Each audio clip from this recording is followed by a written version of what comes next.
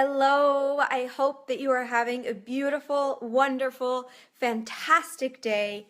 Thank you so much for tuning in. This is the fourth and last key takeaway from the book Healing Happens, my upcoming book, that I'm going to mention for now. Can't give away the whole book already before it gets published. But don't worry, I will keep sharing the wisdom with the book up until it gets published and beyond the time that it gets published. This key takeaway number 4, the words that I posted in the chat were, why is this happening? And first thing I would like to say is that I do not think that disease happens to us as some divine retribution and punishment from the gods up above because we did something horrible and we need to compensate for those sins or our mistakes. So I wanted to clarify that. In fact, I think that it is often the opposite. I think that it is a sign of spiritual growth. My spiritual teacher, Swami Kriyananda, actually talked quite a bit about disease coming from spiritual growth. And I've talked about this a few times. One of the things to keep in mind is that our bodies are made of energy.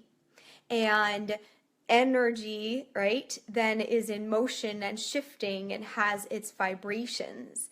And then you can imagine that our physical body is one form of energy, and maybe our mind is another form, our emotions are another form, our spirit or soul is another form of energy. And they all could have their own vibration. They all change at different times and different rates depending on what we're doing in life. If we go do a spiritual practice, right, maybe that helps us connect to our soul more deeply.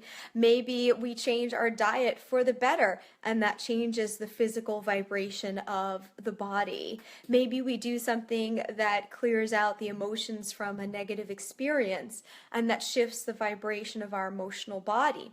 Now, in order for all of our entire body to want to stick together, it's going to want to vibrate at the same vibration.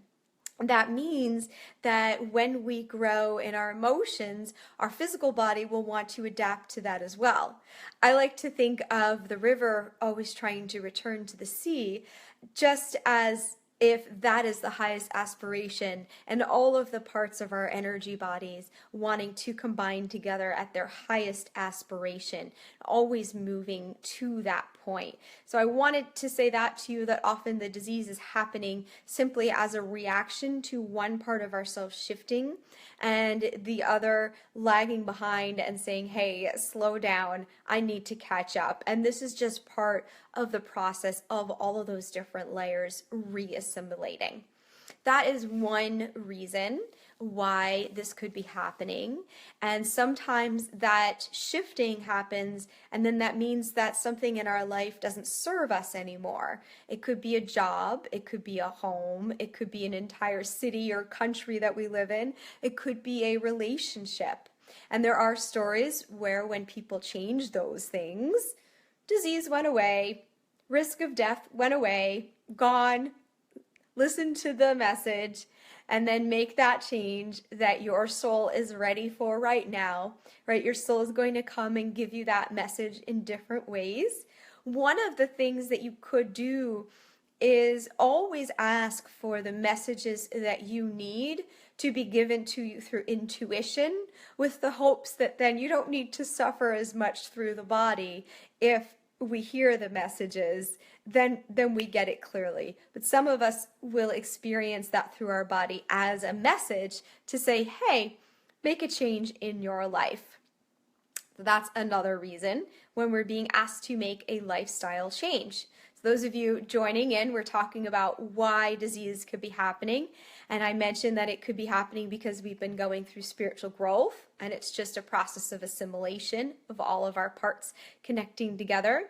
I mentioned that sometimes it brings a message to make a lifestyle change. Sometimes the message is more like a gift. It's something new that is coming to you, and going through the experience of disease puts us in the position to get that gift. So I will give you an example. Maureen Bell, one of the beautiful women that I interviewed for my book, She was near the end with non-Hodgkin's lymphoma.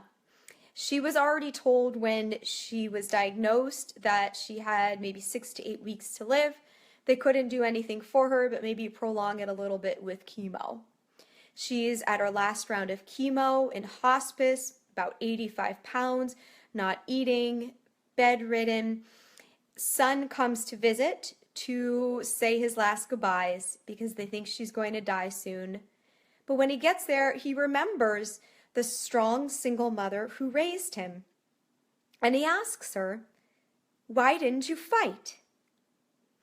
He leaves her house and this thought is just ringing in her head. And the word choice starts ringing in her head. Do I have a choice? Do I have a choice? And then with that, she literally had this experience of just being enveloped with a beautiful, beautiful light and the feeling of what a lot of us would call divine love or unconditional love. And that experience is what a lot of people call a near-death experience or an out-of-body experience. But it gave her a greater awareness of the fact that she did have more choice than she realized. And when she came back more present to her body after going through that experience, that was the first time in months that she didn't have pain and that she was hungry. I'll save the rest of the story for another time. It's really good, I'll tell you that. But just suffice to say that from there, she went on to healing. And we're about 11 years later at this point, so she did not die, and she's beautiful. She's sharing this new wisdom that she learned from that near-death experience with other people. And if she didn't go through that experience of being sick and through the final throes to say, do I have a choice? And then to actually see the depth of how much we can have a choice. And she realized cancer is like a virus, just like any other sickness. And she could just say, virus, be gone. And that helped get rid of it from her body. I'll share one more thought with you as to why we ask why this is happening. This is a little more on the practical, physical layer. It's very common for Western medical doctors to treat the symptoms rather than treat the source of disease. One of the doctors that I interviewed, Dr. Connie Hernandez, she's actually a naturopathic doctor. She's licensed in California. And what she does is she's looking at the source. And let me give you an example. Somebody comes in with hypothyroidism. Then she's going to ask, is that from Hashimoto's, which is an autoimmune disorder? Is it from a virus in her thyroid? Is there cancer in the thyroid? Is it just that the thyroid is weak? And then depending on what that source is in the physical body, she's going to create a different treatment plan according to that. So this is important to keep in mind. There's another doctor that I interviewed, and you have to read this in the interview to understand it fully from his words. But what he does is he gets very creative with saying, what is the source to the actual issue?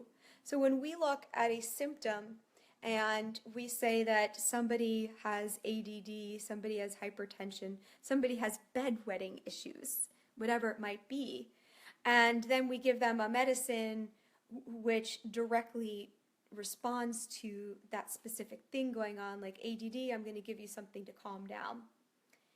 What he says is that it has to do with a hormonal imbalance for a lot of those things.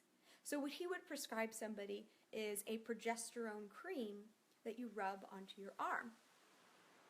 So anyways, you get some ideas there that there's a lot of different reasons why disease is happening.